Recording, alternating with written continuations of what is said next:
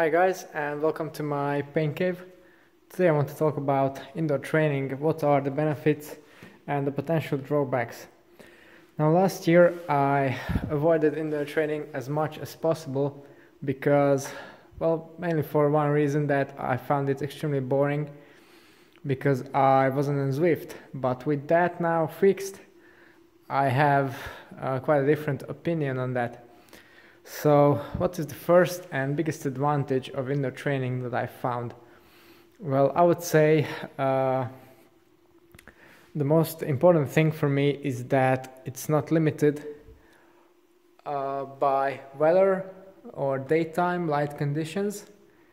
And I have quite a busy schedule now because of university and business, so I really need a good way to train with limited time and at any time of day. So that's the first and most important thing.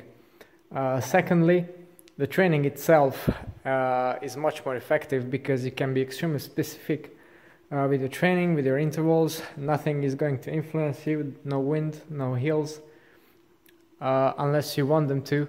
So you can have pretty tight training regimes, very precise intervals in there, and that makes the training very effective in the long run, and also very hard at times because you are basically set with what you have chosen in the first place. Yeah, that's the second thing I would say. And then the third thing does come out of this a bit. Since you're not limited by weather and time, you don't really need to prepare all that much. You don't really need to dress up, figure out what to wear, not to be cold, not to be too warm.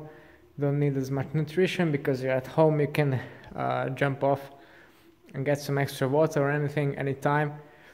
And that's just not something you can do indoors. It's much safer as well, obviously, and these dark winter months, because if a car is going to hit you in your house or in your flat, then you have a pretty bad day. Whereas on the road it can happen anytime. And then one other thing that's important for me now, where I live in autumn it rains quite a lot. And last year and generally I don't really mind riding in the rain. In fact, I quite enjoy it from time to time.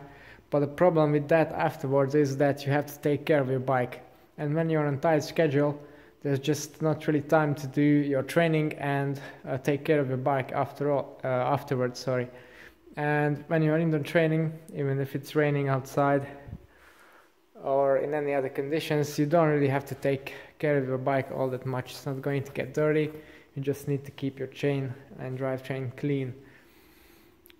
So that's another very good point.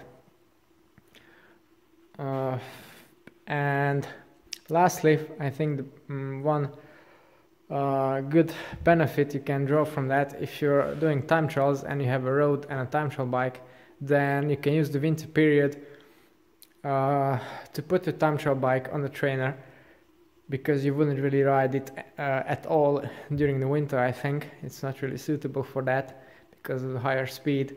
But this way you can train on a time trial bike all the time and really get used and really get dialed into your position. So you can produce basically the same amount of power just like on a road bike. And that's I think one of the reasons why my time trialing has been quite successful this year, and it's a tip that I can really recommend you to do.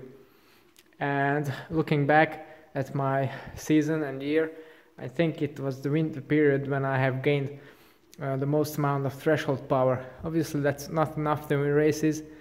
You have to be there, you have to do those 2-3 minute very intense efforts. So it's just one part of the equation, but it definitely helps a lot. Now, drawbacks for indoor training. If you don't use something like Zwift or Trainer Road, it can be extremely boring and very tough on your mind. Easy to just get off and quit, because on the road, if you're somewhere 20 kilometers from your home, you have to ride back, but here you can just quit anytime. So mentally it can be tough sometimes, and it's tough on your body as well, because you're in basically quite an overheated state all the time, because you're lacking the cooling effect of the wind. So yeah, generally it's a harder type of training, but you have to do less of it, so it just equals out. Now from the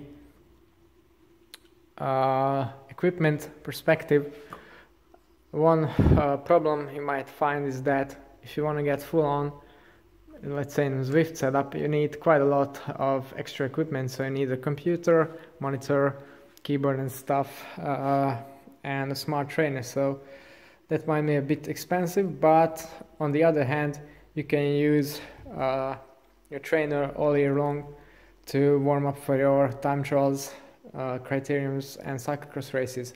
So that's exactly what I'm going to do. Other than that, I think there are no real drawbacks.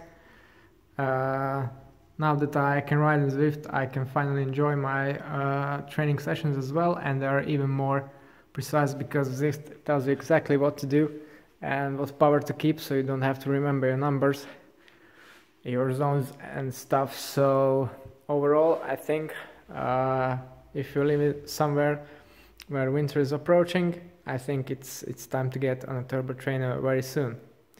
If you want to see or get more information about my setup and my indoor training setup or bike setups, then don't forget to tune into my channel and look at some other videos. And if you'd like to see an Elite Diretto review in the future, and some other smart trainer, and some software tips, then stay tuned and subscribe. Thanks for watching, and see you next time.